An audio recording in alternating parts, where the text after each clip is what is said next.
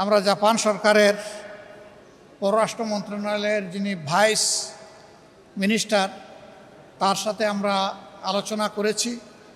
এই আলোচনা খুবই অর্থবহ ছিল।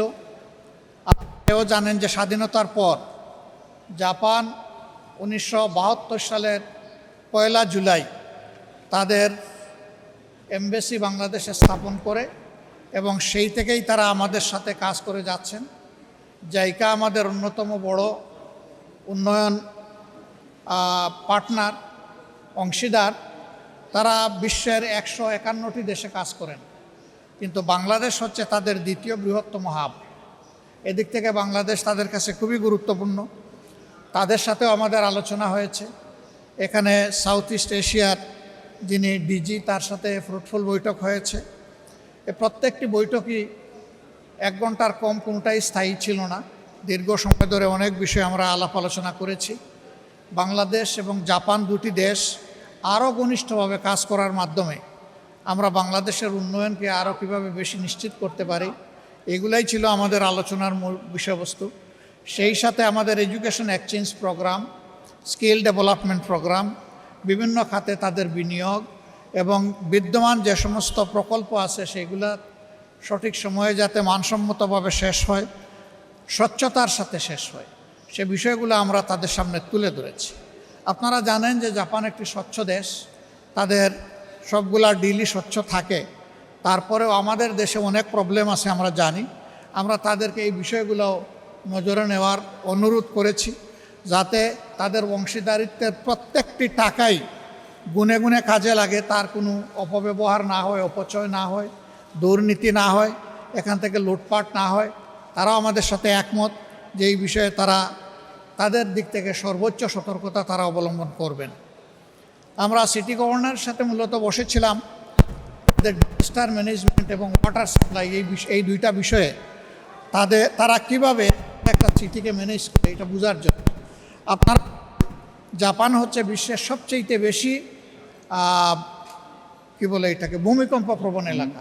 আমরা থাকা অবস্থায় আমরা 8 দিন ছিলাম, এর মধ্যে 6 দিনই ভূমিকম্প হয়েছে। এরকম একটা দেশের নাম হচ্ছে জাপান। সেই জাপান কিভাবে তাদের এত বড় ইনফ্রাস্ট্রাকচার ম্যানেজমেন্ট করে, এটা আমাদের বিশাল কিউরিওসিটি ছিল। সেই বিষয়ে অনেক কথা তাদের সাথে হয়েছে। আশা করি দেশের ভবিষ্যতে উন্নয়নে এগুলা কাজে লাগবে ইনশাআল্লাহ।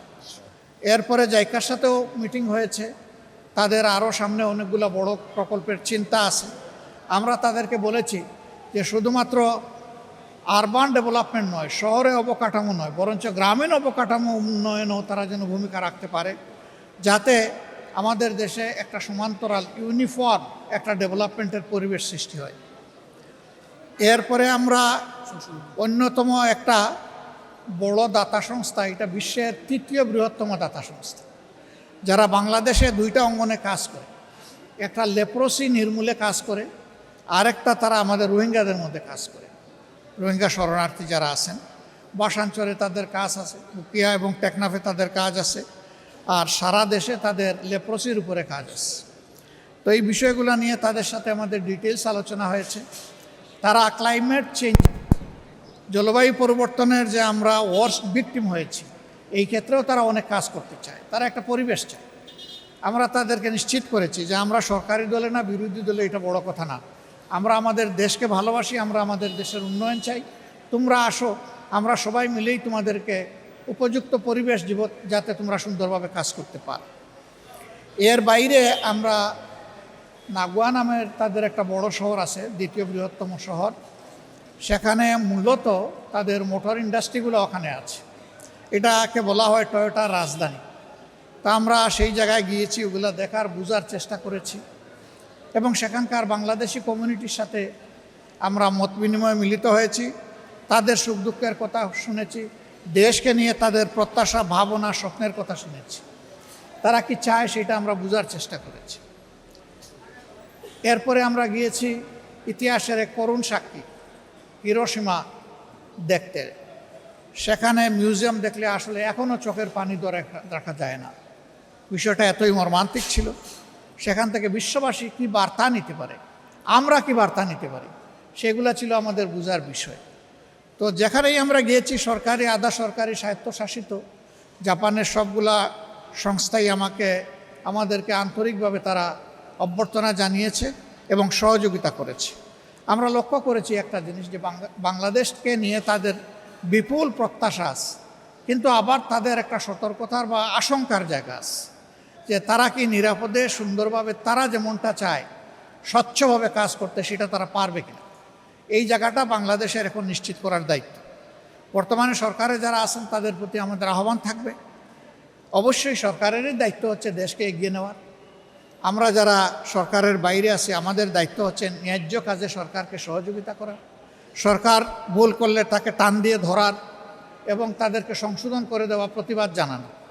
সরকার যদি কাজের উদ্যোগ নেয় তাহলে আমরা বরাবর বলে আসছি, বিশেষ করে সংসদে গিয়ে প্রথম দিনই বলেছি, শেষ দিনও বলেছি, যে আমরা সরকারের সকল ভালো কাজের সহযোগিতা করব। কিন্তু দেশের কোনো ক্ষতি যদি হয় আমরা নীরবে বসে থাকবো না, অবশ্যই আমরা আওয়াজ তুলব, প্রতিবাদ করব, প্রয়োজনে আমরা প্রতিরোধ গড়ে তুলব। এটি হবে একটা দায়িত্বশীল বিরোধী দল হিসাবে আমাদের কাজ। তা আমরা একটা জিনিস লক্ষ্য করেছি, যে জাপান বাংলাদেশকে নিয়ে অনেক চিন্তা করে। তারা একটা কথা বলেছে, যে বর্তমান সংসদটা অতীতের গতানুগতিক সংসদের একটু ব্যতিক্রম আমাদের কাছে মনে হচ্ছে। তোমরা যেমন একদিকে প্রতিবাদ করছো, আরেকদিকে তোমরা সহযোগিতাও করছো। এইভাবে যদি তোমরা তোমাদের দেশকে ভালোবাসো তাহলে আমরাও তোমাদের প্রতি ভালোবাসা বাড়িয়ে দেব। এটা কিন্তু তাদের একটা অত্যন্ত মজবুত বার্তা এই দেশ এবং জনগণের জন্য। তা আপনারা দোয়া করবেন এখানে। হ্যাঁ, ইয়েস, আমরা তাদের সাথে আলোচনায় তারা কি কি করতে পারে অনেক বিষয় নিয়েই তাদের সাথে আলোচনা হয়েছে। এর মধ্যে একটা বিষয় ছিল, আমাদের দেশে আপনারা জানেন যে বিপুল সংখ্যক ক্যান্সারের রোগী আছে। তাদেরকে বাংলাদেশে আমরা ভালো চিকিৎসার ব্যবস্থা এখনও করতে পারিনি। আমাদের 2-1টা ক্যান্সার হসপিটাল ডেডিকেটেড যেগুলো আছে, এগুলো এনাফ ইকুইপ না এবং সেইভাবে স্কিলডও না, যার ফলে বিপুল সংখ্যক রোগীকে অনেক কষ্ট স্বীকার করে বিদেশের মাটিতে যেতে হয়। আর যাদের বিদেশে যাওয়ার সামর্থ্য নাই তারা দুকে দুকে মৃত্যুর দিকেই ঢলে পড়ে। তা আমরা এই ক্ষেত্রে তাদেরকে অনুরোধ করেছি যে ফিজিবিলিটি স্টাডি করে, তারা ইনভেস্টমেন্ট বেসিসেও হতে পারে, আবার ফিলান্থ্রপিকও হতে পারে, যেভাবেই হোক তারা যেন আমাদের দেশে মানসম্মত বড় মাপের একটা ক্যান্সার ইনস্টিটিউট এবং হাসপাতাল গড়ে তোলে।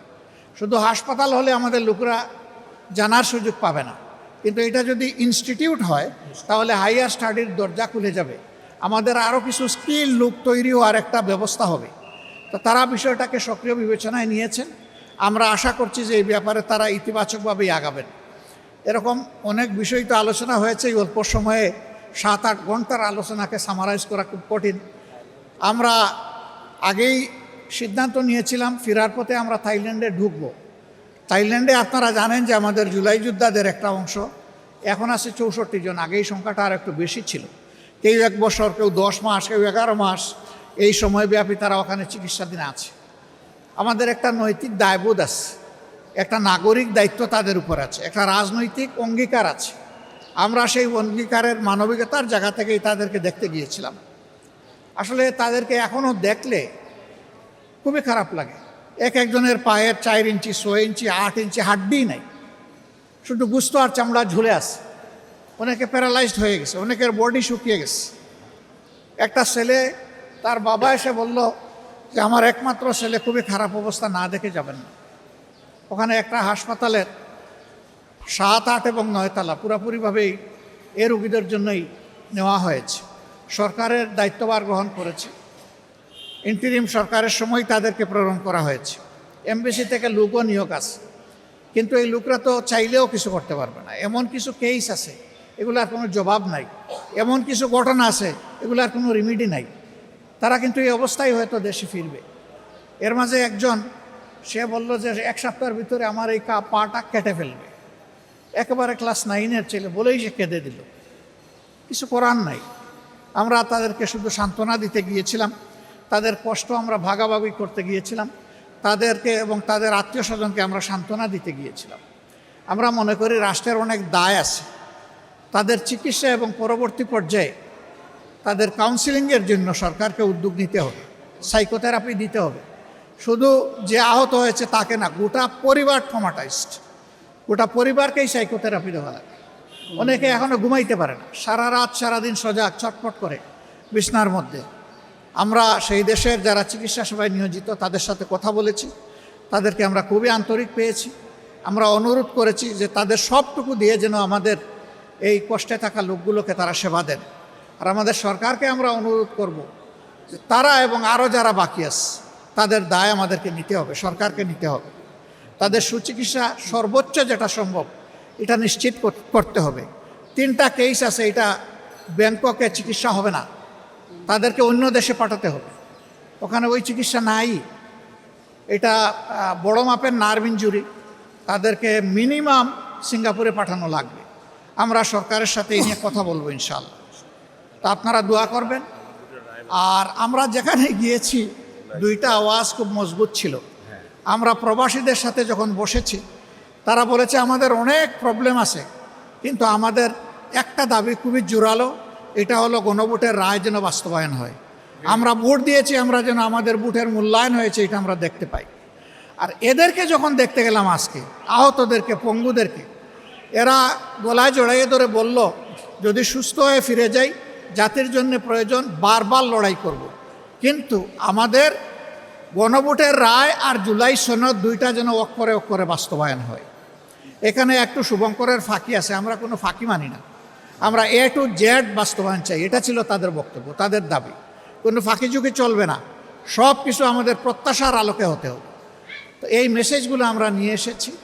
আমরা তাদেরকে সম্মান করি, ধারণ করি, পুরো দেশকে আমরা ভালোবাসি। আমরা সবাই মিলে ইনশাআল্লাহ দেশের সমস্যারও সমাধান করে সামনে এগিয়ে যাব এবং দেশের উন্নয়নে আমরা সবাই মিলে একসাথে কাজ করব।